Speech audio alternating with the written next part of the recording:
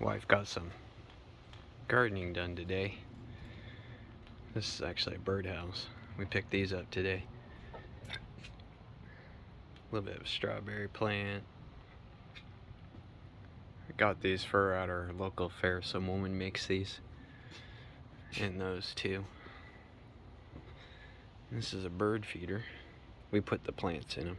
That's what it's designed for. Bird feed goes in there. And then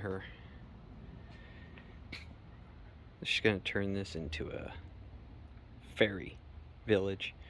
I actually made this chandelier a long time ago, and we kind of like glued it onto the top. But she's been putting this garden together for a while. Just got artichoke plant today. A couple flowers, tomatoes. There's a hollyhock. We got a bunch of hollyhocks. Pepper plant. And then her vegetable garden.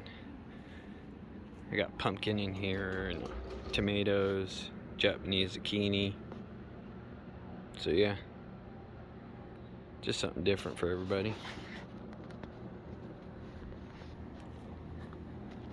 Hopefully everyone had a good weekend. It sucks that we all have to go back to it tomorrow, but oh well. Alright, that's all I have for you guys.